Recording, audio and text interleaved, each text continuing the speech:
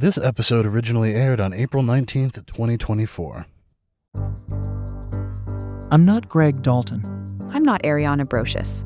but this is Climate One. Today's episode is all about artificial intelligence and how it's going to solve the climate crisis. That's right, how harnessing the amazing power of AI will lead all of humanity into a greener, cleaner world. Whoa. It's so strange. The intonation's totally wrong. What is that thing? That didn't sound like me. Also, that's not how we feel. No, I'm not buying the hype at all of, that AI is going to do wonderful things. In the Bay Area, that AI hype is just everywhere.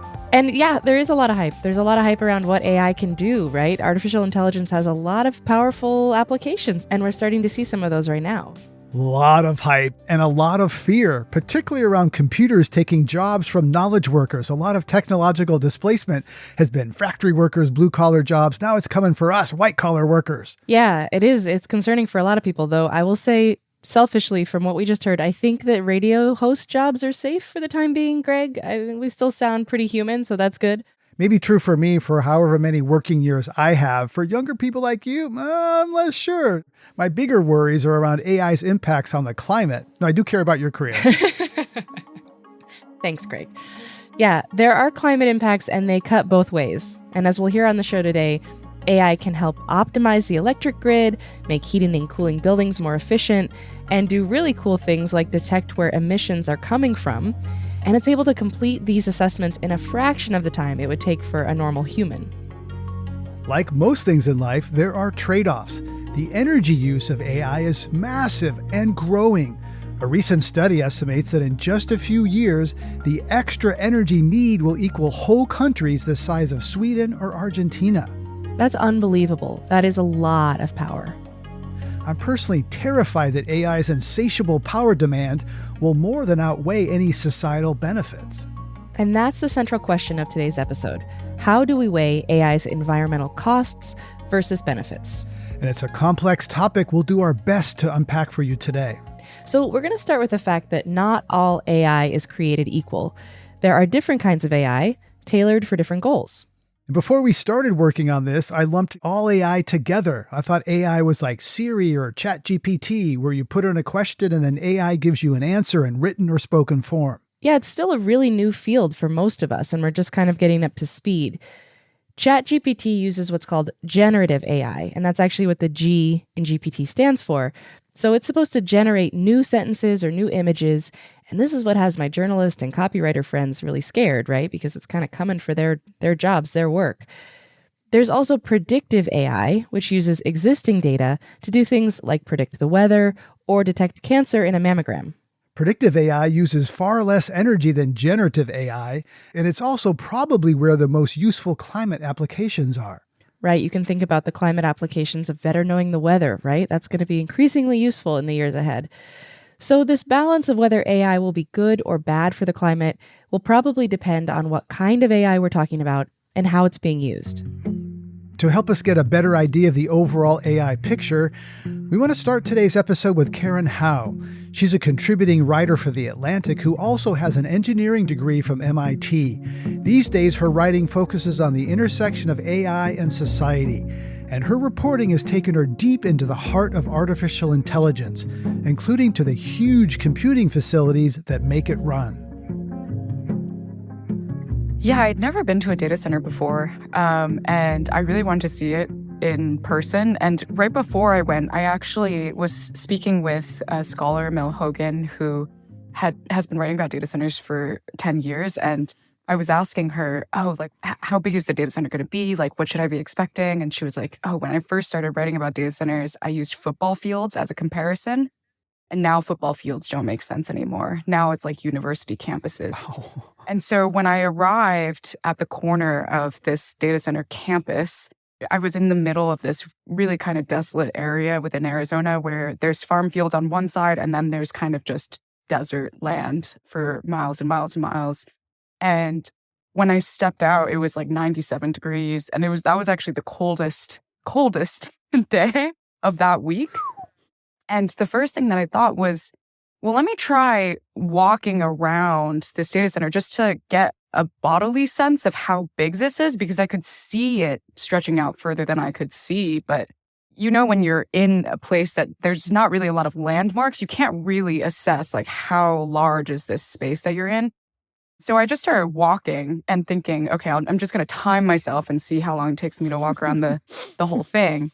And it did not work. Within 2 legs of the rectangle, I just started feeling very, very heat exhausted, and I'd run out of water. It had already taken me around 20, 25 minutes. And I was like, I got to get out of here. I'm going to pass out if I don't leave. And it was a really stark kind of illustration of how big these things are, and also where we're actually building these giant silicon monstrosities. Like, we are choosing quite intense, hot, dry areas to build these things. Yeah, so I've got to ask, why did they build this thing in the Arizona desert? So Arizona's actually become a really popular place for data centers, and part of the reason is because of its proximity to California. It also has cheap land. It has, very importantly, a large enough utility company to provide the type of infrastructure that you need to deliver the energy density to a data center. And also, it doesn't have earthquakes, it doesn't have floods. Like, Arizona, other than the heat, has a lot of other things going for it. But of course, the heat and the lack of water and the sheer amount of energy that data centers are now requiring also makes Arizona sort of a controversial place to have something like this. And you've written that Microsoft alone is on pace to build between 50 and 100 new data centers each year for the foreseeable future. How much of that growth is due to AI? A significant amount of that growth is due to AI. Of course, we can't fully ascertain because these companies, and Microsoft in particular, does not actually have any transparency into the amount of AI growth that they're experiencing and what share of their data center growth is driving or supporting the AI development and AI use. But you can just see kind of from the historical patterns for Microsoft that once they made this all-encompassing commitment to support OpenAI, which is the main driver of the AI revolution right now, the amount that Microsoft has been spending on data centers has dramatically increased. So they're spending around $10 billion a quarter now. So AI is not just one thing, yet people talk about it as it is. How do you define the main categories of AI?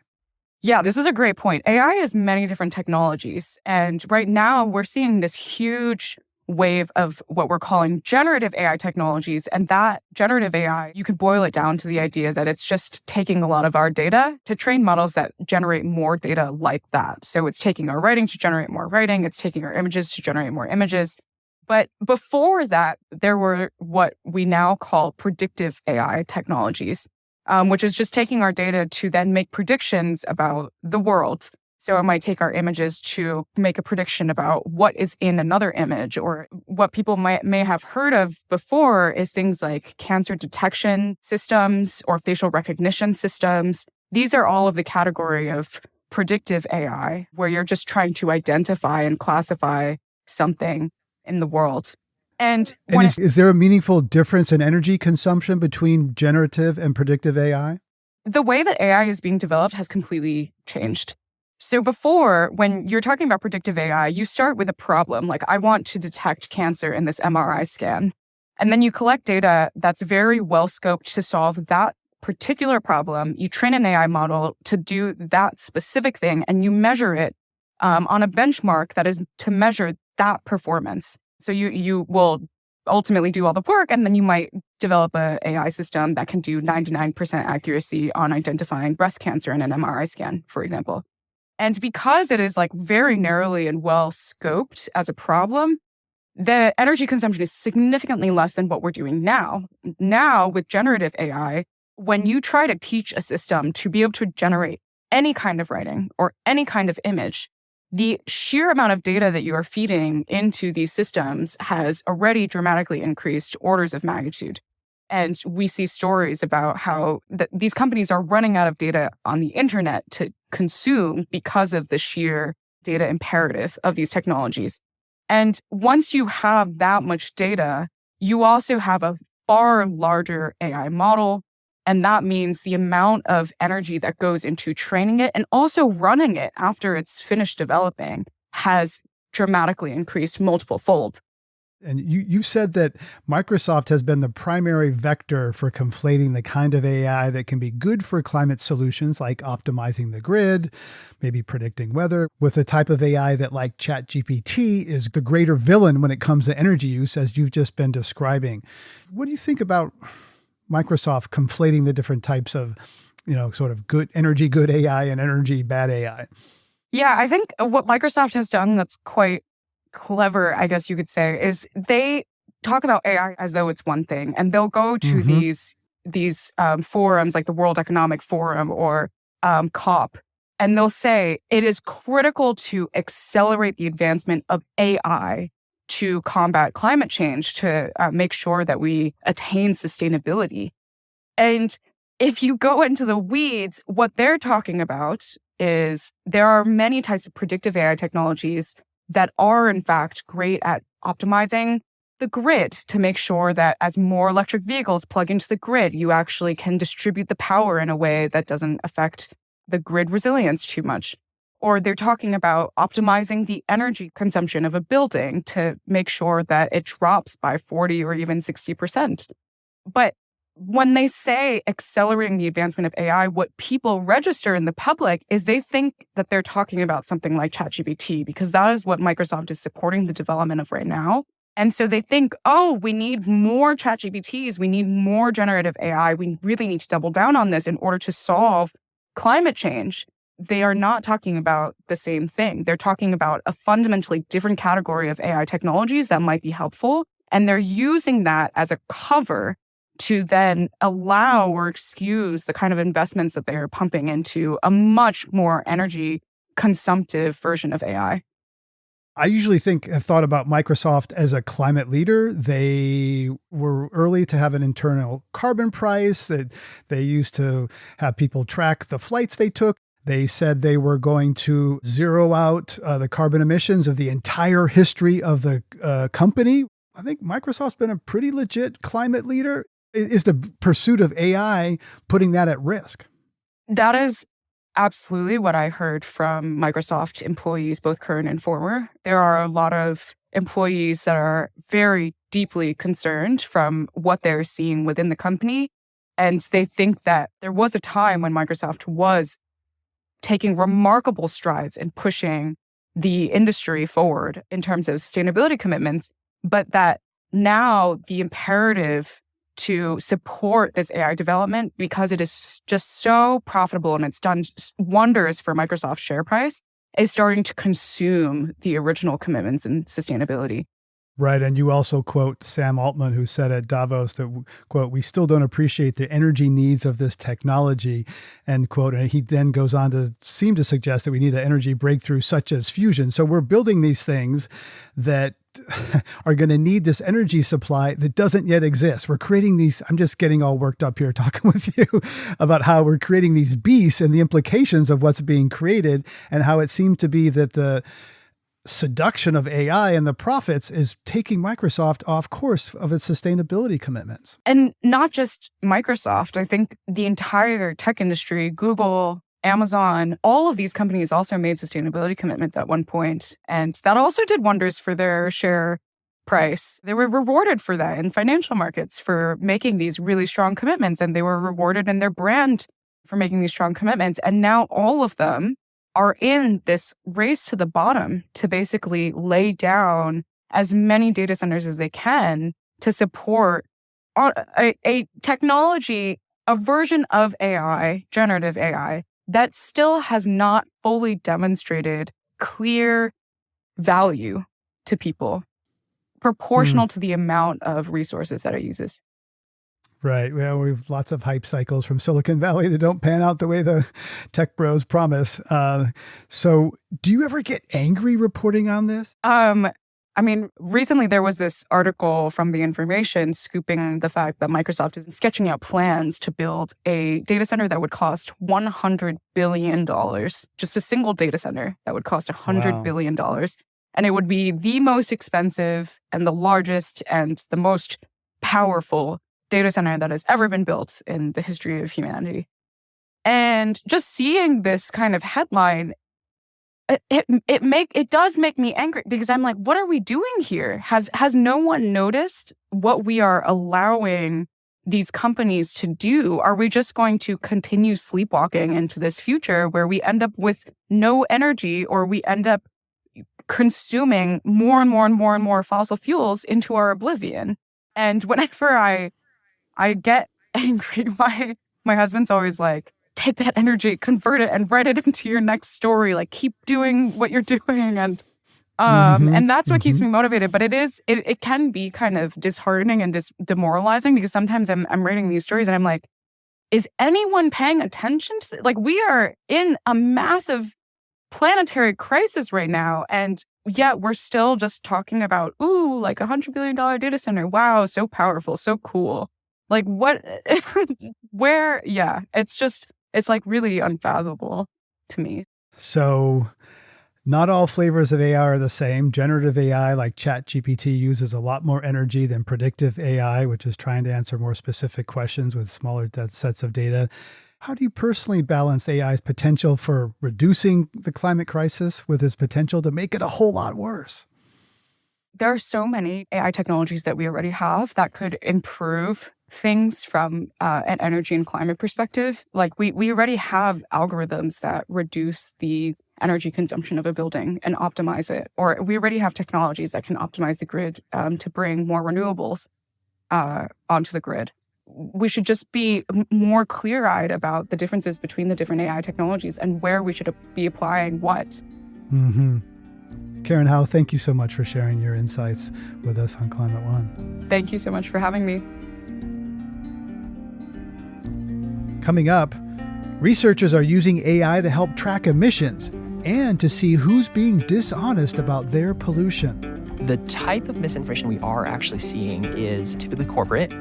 A really disproportionate share comes from oil and gas companies. How watchdogs can use AI. That's up next when Climate One continues. Please help us get more people talking about climate by sharing this episode with a friend. And we'd love to know what you think of the show. You can give us a rating or a review right now from your device. That also helps others find it. Thank you.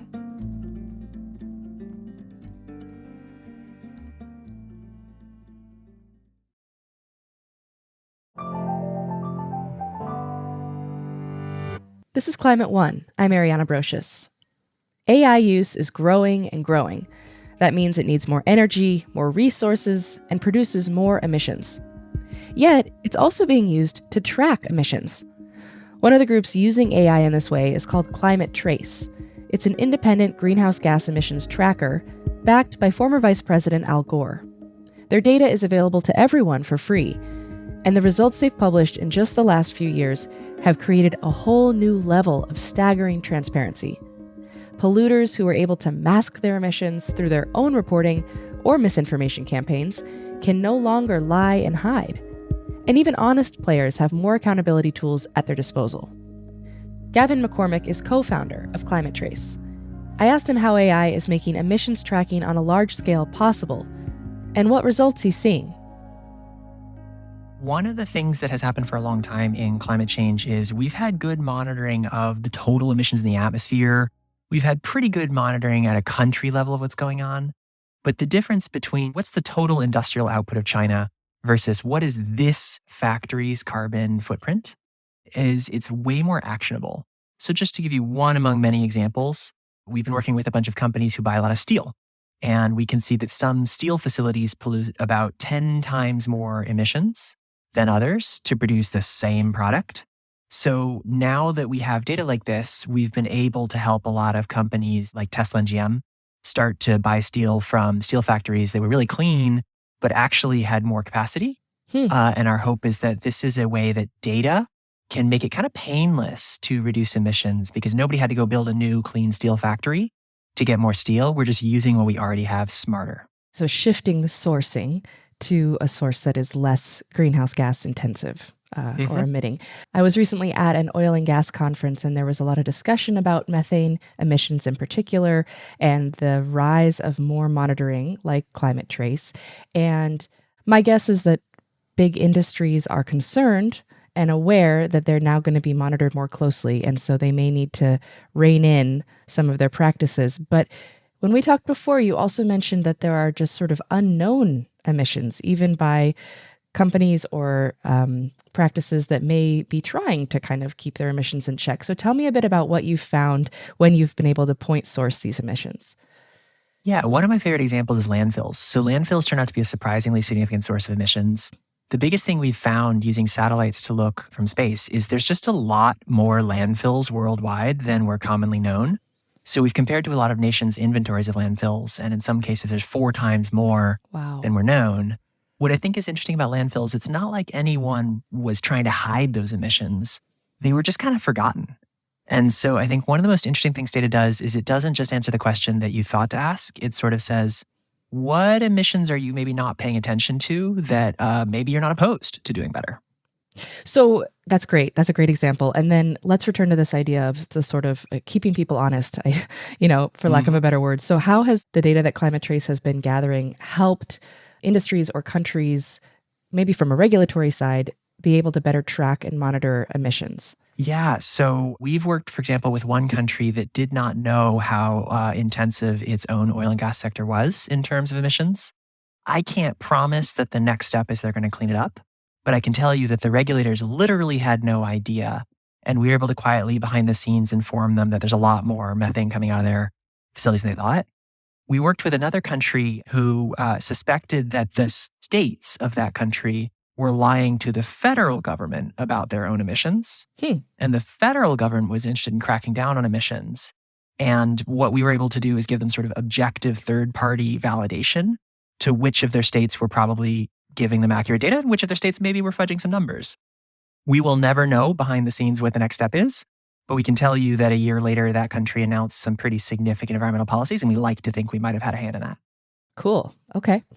So landfills, as you were talking about, are a huge source of methane. Another big source is feedlots and dairies, particularly here in the US. There's a lot. When we look at a country like the US and these sources, are there any kind of national inventories of emissions data for those industries that this is complementing, checking, and so forth?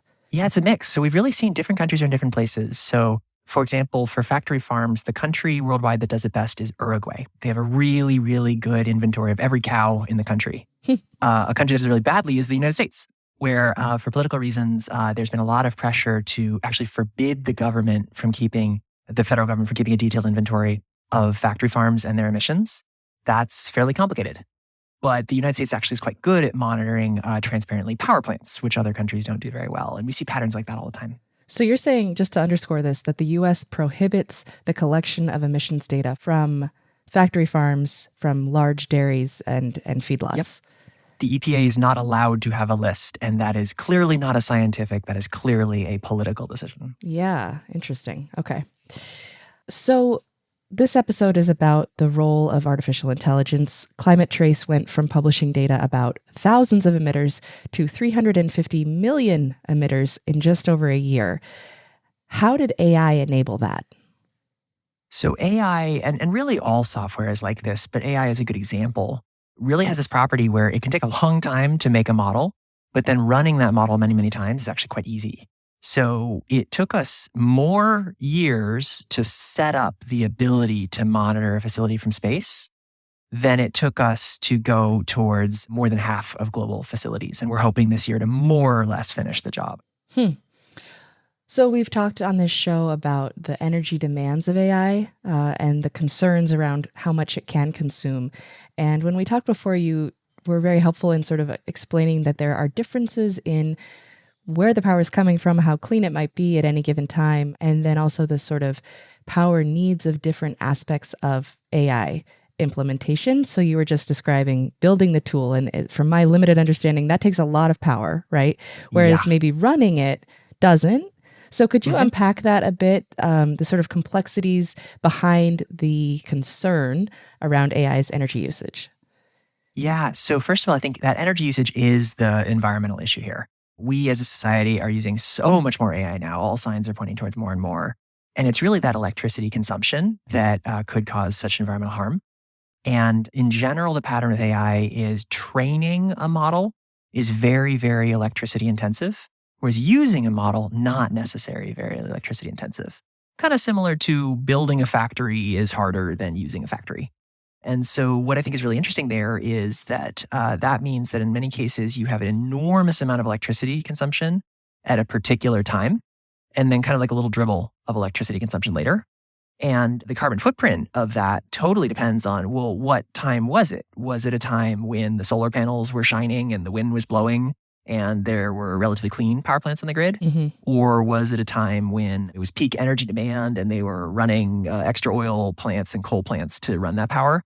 You could have a radically different carbon footprint for the exact same AI model training, which is kind of a new thing. We're not used to thinking about electricity that way as a society. Yeah, so you're a co-founder of Climate Trace, which is mostly what we've been talking about. You're also co-founder and executive director of WattTime, which is a separate nonprofit that helps people and companies and governments slash their emissions. So tell me how the work of WattTime can address some of this, less carbon intensive energy sourcing on the grid. Yeah, so we're a nonprofit trying to raise awareness at this point that WattTime, use electricity, really affects its carbon footprint.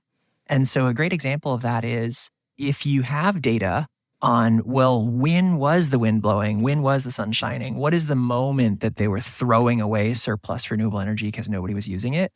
And if you train your AI models at that time, so much cleaner than running the exact same model at another time. And it's actually the same way that you reduce the carbon footprint of charging an electric vehicle, charging a battery, running a thermostat.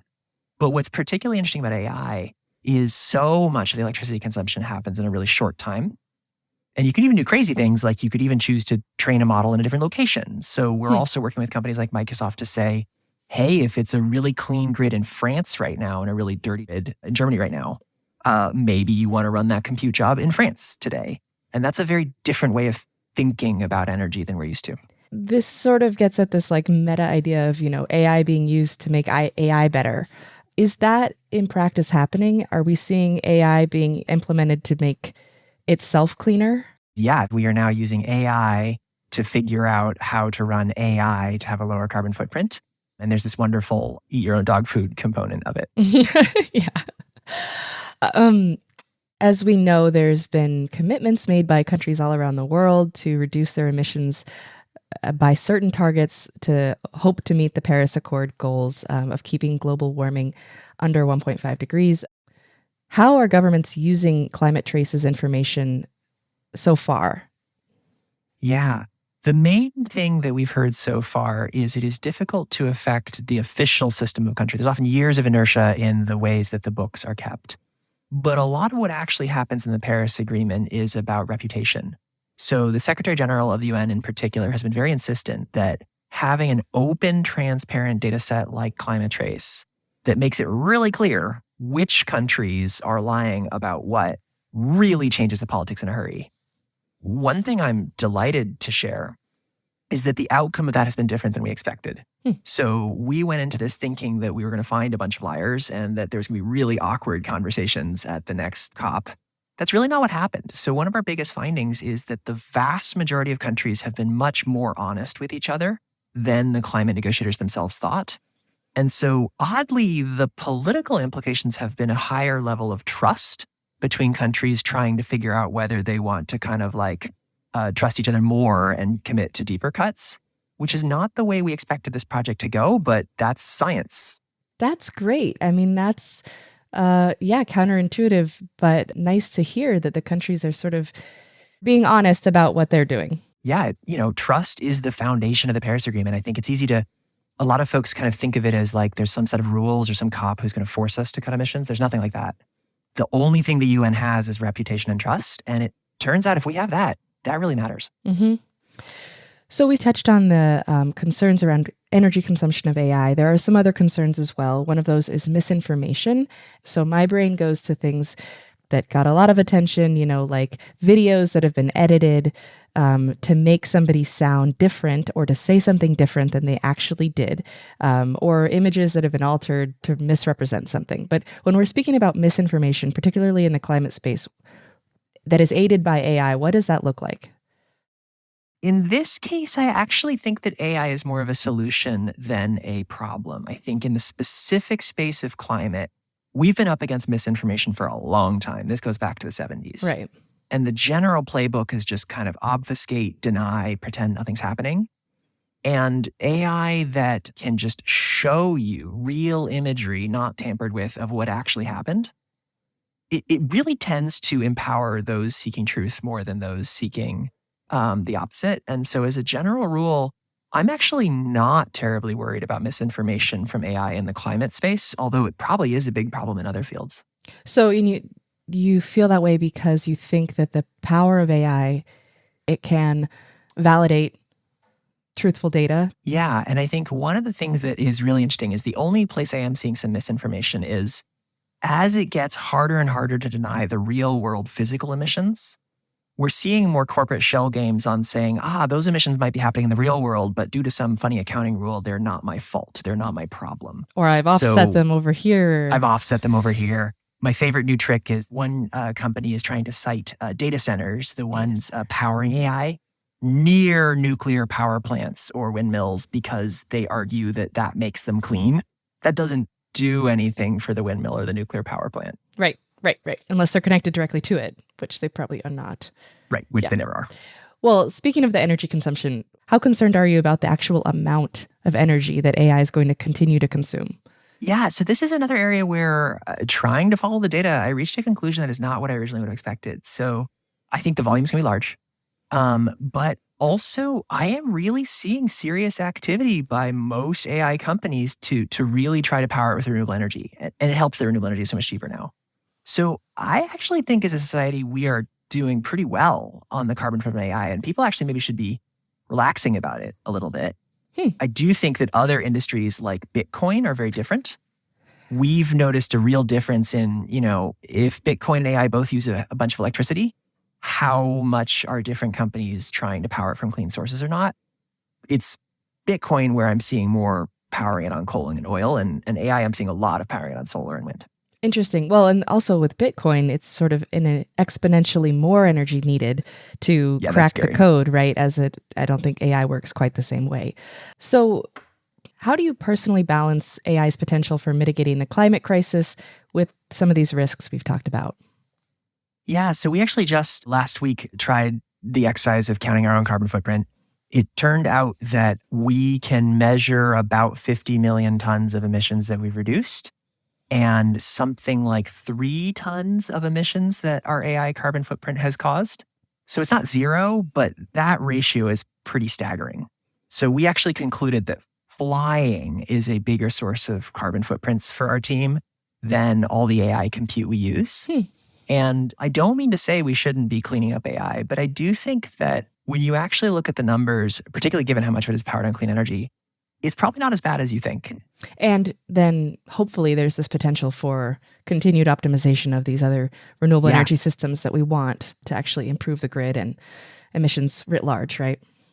Yeah. And so, a different category is AI is also very much used by the coal industry and the oil industry. And what generally happens is that doesn't get talked about, whereas the AI power the wind industry gets talked about.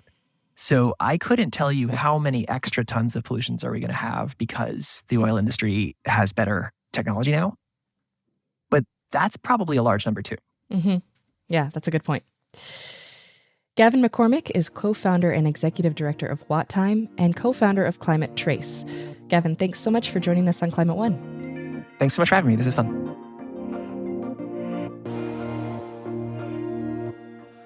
You're listening to a Climate One conversation about the climate implications of artificial intelligence.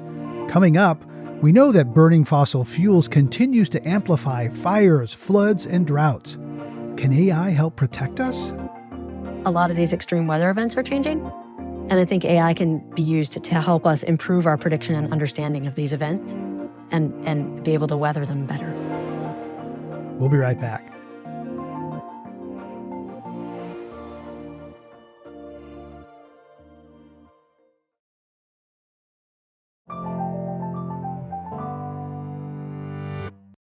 One of the best ways to reduce planet warming emissions is through efficiency, basically using less energy.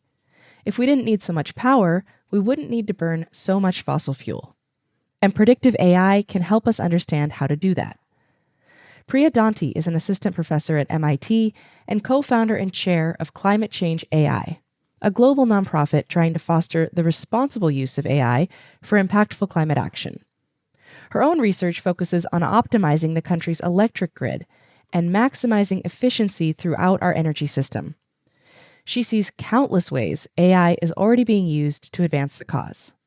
AI is being used in all sorts of ways to facilitate climate action, from things like helping us better forecast solar power on electric power grids in order to help us balance grids with large amounts of renewables, to helping us better optimize things like heating and cooling systems in buildings in order to improve their efficiency by taking into account things like the occupancy of the building, the temperature of the building, in order to improve things like the thermal comfort of the building while still reducing the overall energy use, to helping us do things like accelerate the discovery of next generation clean technologies like batteries by helping us to analyze the outcomes of past experiments and then suggest which experiments we should try next, but also helping us adapt to the effects of a changing climate through things like extreme event forecasting, through flood forecasting and flood mapping, as well as strengthening things like policy, education, and finance by helping us get more fine-grained information to provide an input to those kinds of strategies. So one area I'm really fascinated by that I know you work in is grid optimization. Specifically looking at that area, can you tell us a bit more how AI is being used? Sure. So maybe to step back for a moment, when we think about our power grid, it's the system that needs to be maintained at this sort of exact balance between supply and demand at every single moment in time. And so AI is being used in a couple of ways across this. So one is sort of helping us to forecast things like solar power or electricity demand. So in the case of solar power, for instance, what you would do is you say, I might have some historical data about how much solar power was produced. And related to that is information about things like how sunny was it? Were there clouds overhead? And I can basically take in the same kind of information. Maybe I have a forecast of how sunny it'll be. Maybe I have video of how clouds are moving overhead. And I can try to learn patterns in that underlying data to figure out in the past, how did it relate to how much solar power I actually got? And then use that same kind of relationship between the data to make predictions in the future of if the cloud cover looks a certain way and the sun looks a certain way, what will my solar power output look like? So that makes total sense to me. I'm also thinking about applications of balancing that grid. And that is currently handled basically by humans, right, with the help of computers and software. But is there a significant leap forward that can be made with artificial intelligence in this space, or is it just kind of making better what we already do? Yeah. So right now, what tends to happen is that a power system operator has sort of a view of what the power generators are on the system, as well as some aggregated notion of what demand will be, and as well as some notion of what the solar power production will be and the wind power production will be. And then they figure out how to kind of control your controllable power generators, like your coal plants, your natural gas plants, your nuclear plants, in order to balance the overall system. And this is done, as you said, by humans who are aided by computers. So there's some optimization algorithm that is running that's actually taking in information about the system and its physics and the costs of different power generators and actually spitting out a suggestion of how you should actually schedule your power generators.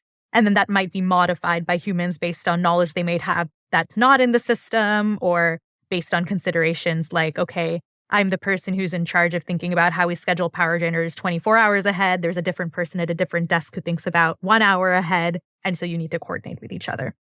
And there are a couple of ways that this kind of needs to change going forward. So one is that the computational tools that power grid operators are using today, they are not scaling to meet some of the kind of requirements that we have for managing a grid that needs to be managed faster because you have more and more variability from things like renewables, and also at larger scale because you have more devices, more batteries, more electric vehicles, more things that are plugged into the grid that you have to account for. And there are ways that AI and machine learning can help to speed up some of the algorithms behind some of those computational tools in order to enable them to run faster and deal with a larger scale system. So There's a lot of discussion right now about AI. It's kind of viewed as this next big thing. There's excitement. There's also a lot of trepidation around how much energy it uses or can use. And I'm wondering how much you personally worry about the energy demands of AI.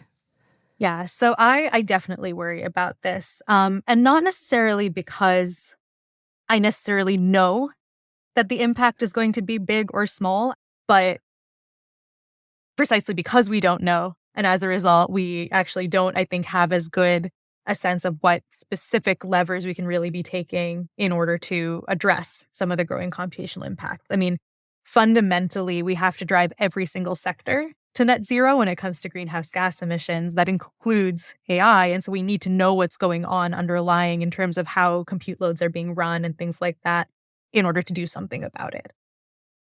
Another aspect of the potential downsides of AI revolve around its use in misinformation, particularly in the climate space. And I'm curious what your thoughts are there, and if you've seen any positive developments in maybe limiting the spread of AI-generated climate misinformation. Yeah, climate misinformation is something that I, again, really do worry about. I mean, climate misinformation and sort of misinformation in general, its effects on how we relate to each other, how we relate to facts, and that the broader implications of that for not just climate action, but many other kind of aspects across society. So I think this is another example of a place where you have an algorithm that's embedded in some broader context. So for example, often social media platforms are optimizing for clicks or engagement, and incendiary content tends to be more engaging in various ways. And so the algorithms underlying learn that it's like, okay, you're optimizing for engagement. So what is more engaging? And you kind of tend to trend towards more incendiary or potentially false content. And so that's, I think, really concerning, but something that sort of, in theory, a change in the thing you're optimizing for can help with. There are some ways that AI is being used, I think, to positively help with this issue. So things like AI is used for, in some cases, misinformation detection. And then as a result, if you detect something that might be misinformation, that gives you the opportunity to do something like annotate it and kind of display that information to people.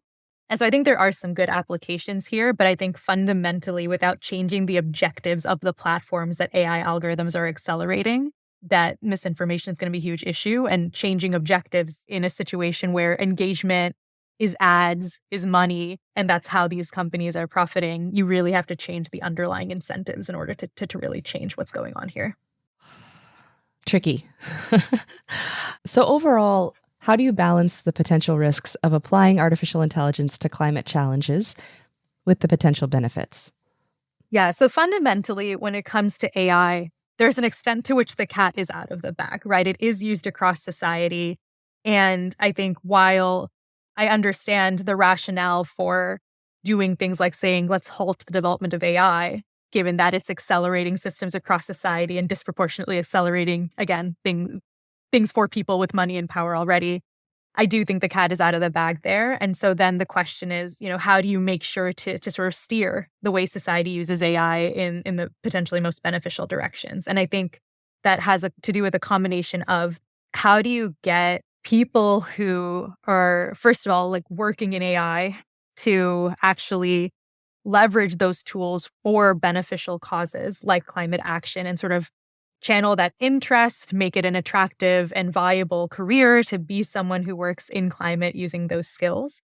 But then making sure that we don't just think of AI be used for good as layering a couple of AI for good applications on top of business as usual, but we really need to think about how we actually manage our business as usual as well.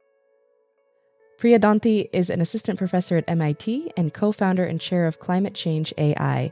Priya, thank you so much for joining us on Climate One. Absolutely. Thank you.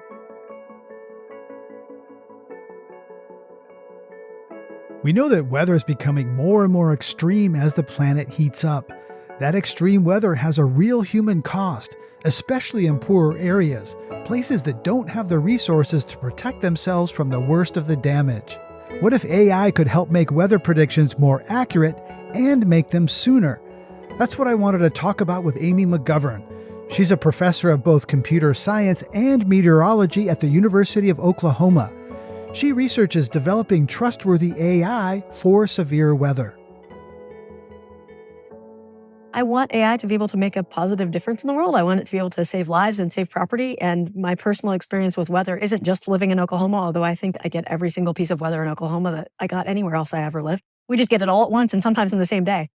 And because you experience it every year and particularly every spring, everybody knows that. So, today's the day, and we're worried about the hail. We're all cleaning our garage out. We're getting our shelters clean. We're getting our cars fixed up. We had a storm come through about 3 years ago. It came through town, destroyed all the roofs on the north side of town and all of the cars that were out. Whoa. Because you're talking about like baseballs that came down and just destroyed all the glass. We're on roof number 4 in 19 and a half years. Wow. How is AI improving weather predictions with all this volatility around the country? AI is being used to improve weather predictions across a wide variety of predictions, right? So you're talking about severe weather, and we can talk about that specifically, like trying to improve the predictions multiple days in advance so that we could tell you, 8 to 10 days in advance, for example, that there's likely to be severe hail so that you could start to think about your emergency preparedness preparation. Those probably don't matter so much to the individual homeowner, but imagine you're an airline and you know that, a large chunk of the area where your planes are going to be is under the place where there might be 4-inch hail. Planes don't like 4-inch hail, for the record. So you'd like to have them out. And if you have 30 planes parked somewhere overnight and there's likely to be storms coming through, you can't fly them all out in 5 minutes. That doesn't work that way. So, those kinds of operations. We had a discussion with a car manufacturer who was looking to get forecasts both multiple days in advance, and then they wanted multiple hours in advance, which is another place AI can help. And then AI can help with the nowcasting scale, which is trying to help us. Our current average warning is about 15 minutes. Can you imagine if you could bring that up to 30 minutes or 60 minutes with a high rate of being right? If AI could help you with that, then people could take more protective action. And I think at that scale, you're talking about the individual homeowners. You're talking about the people who say, okay, I have an hour to quickly clean my garage and throw everything from my garage into my house so my car fits. Right. I get this, the time scale, longer, better, with high degrees of accuracy to give people more time to prepare, move cars, move planes if you have them. And how about the spatial dimension? Is it really going to affect me in my path? So let's talk about the spatial scale in terms of, my street, my neighborhood. What can you tell me about my risk? Yeah, so the spatial scale tends to correlate with the temporal scale, right? So we're getting a lot broader. At the multiple days in advance, you're going to get a really broad spatial scale. Something like the eastern third of Oklahoma is likely to have these storms in, 4 or 5 days in advance. You're likely to get that. The scale that you're talking about at the street level doesn't really exist yet, in the sense of we can tell you precisely 30 minutes or 60 minutes in advance that it's going to come down your street. That's just not possible yet. But it will be. And it's certainly a goal that the Weather Service is working towards. I think the predictability is so low for something like hail and tornadoes that we're not going to be able to get that street level prediction multiple days in advance. It's just not. There's too much chaos in the atmosphere right now. Sure, things are moving around. So expanding the time window, narrowing down the geography in place so I can know about my path, or at least maybe my town, if not my street. And AI has potential to improve these things. I imagine it's an exciting time for you as an AI expert working on meteorology. What gives you lumps in your stomach about AI and weather? I'm worried that somebody might misuse it. So AI and weather is looking so promising, and it's getting deployed in so many ways, and there aren't really safeguards, and we don't have any legislation. The EU just passed something called the AI Act that's going to have a lot of legislation on different AI, and it's based on the risk that you're going to have. Like, they don't even allow things that are unacceptable risk. If they're high risk, they got to go through certain amounts of review and things like that. We don't have that in the United States yet. And I'm concerned somebody's going to deploy a model. It might not even be weather, but I'm concerned on the weather scale. Imagine that somebody sells you an app on your phone and tells you, this is going to tell you all your warnings, and you don't need to worry about it because it's AI and it's going to be right. And then somebody's going to trust it and it's going to be wrong. And I'm not saying AI is always going to be wrong. It's just like any other forecast, right? But it's going to get it wrong sometimes. And then there's going to be a lack of trust. But I also worry that people are going to lose their lives to it, that they put too much trust into it. And that worries me. Some studies say that AI's energy use, and understand that AI is a broad set of different types of technologies that get lumped together, but they all require a lot of computer processing power. That could take this amount of energy of a country like Sweden. And I hear others talk about AI's potential to solve some really wicked problems. How do your peers and you think about the possible trade-off of making climate worse with a bunch of data centers creating emissions while also trying to use the tool to do some good? I think a lot of people just try to stick their head in the sand and pretend that it's not happening. that the cost doesn't exist, but that isn't the right answer. The right answer is to pay attention to the cost and to try not to just train my AI models over and over again. The other answer is to try to look for sustainable data centers and just trying not to waste cycles. Oh, well, that computing's free. I think for many years, people have kind of thought that. It's free disk space, it's free GPUs, but it's not.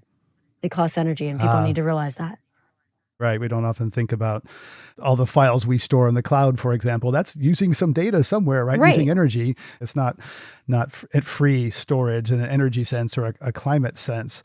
I've read that AI models can be biased. For example, a lot of us have heard about facial recognition and whether it recognizes primarily white faces. I don't really understand what that means for applying AI to climate problems. Can you talk about how bias could affect climate and weather modeling? Yeah, I'd be happy to. So it doesn't come into it the same way that it does for the faces that you're talking about, right? Because we're not recognizing white faces and black faces, although that is definitely a problem for AI in general. But if there's an underlying bias in the data set, then the AI models are going to replicate that. That's all they were doing with those face data sets. So if you're trained on only white faces, you just have no concept of what a black face looks like because you haven't been trained on it. And the same is true if you're trained on only data from a certain part of the world. So for example, crowdsourced data. Anything that's crowdsourced, which means that you've had somebody provide the sensor to you, like the general public, tends to be more clustered in the more affluent areas because it's the people who have the money to buy the crowdsourced, instruments. So if you were trying to do an air pollution sensor, prediction problem for AI, maybe you only got your data from the affluent areas because that's where you had the crowdsourced data. That could be a problem. That could create a bias that then your model would then not give you good values for places where there might be really big problems. So how do we build trust into AI in this context? That's a large question.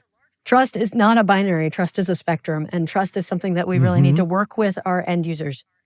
We need to make sure we're meeting their needs. We need to make sure that they're seeing what we're doing with the AI, that they're co-developing is the word that we're using, that they're part of the development process and that they are putting their thoughts into it so that the AI we develop does meet their needs and that they're evaluating, that the AI that you develop and give back and say, here's our model, let's try it, they have feedback that, okay, well, that didn't really meet our needs, so let's talk about how we can adjust it, or here's all the ways in which it's wrong, let's fix it, things like that will really help with trust.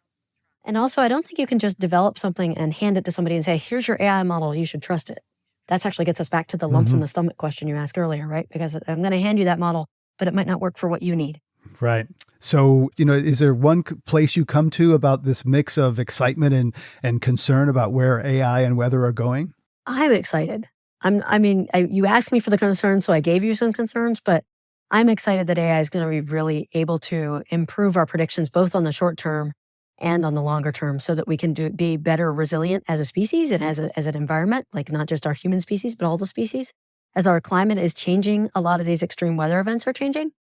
And I think AI can be used to help us improve our prediction and understanding of these events and be able to weather them better. Thank you very much, Amy, for sharing your excitement and concern with us. Candidly, appreciate it. Thank you. So, artificial Greg Dalton, where does this leave you? Well, I see both sides now. AI can be used to solve some tricky problems, but in the process, it may create others. How about you, artificial Ariana Brocious? I agree. I think the problem is not the computers, it's how they are used. In other words, it's the humans. Yes, it's always the humans. But I still worry about where all my energy is going to come from. And that's our show. Thanks for listening. You can see what the Climate One team is working on next week by subscribing to our newsletter. It also rounds up the biggest stories in the world of climate. Sign up at climateone.org. Brad Marshland is our senior producer. Our managing director is Jenny Park. Ariana Brocious is co-host, editor, and producer. Austin Colon is producer and editor. Megan Basilia is our producer and production manager. Wency Shada is our development manager. Our communications manager is Ben Testani. Jenny Lawton is consulting producer. Our theme music was composed by George Young.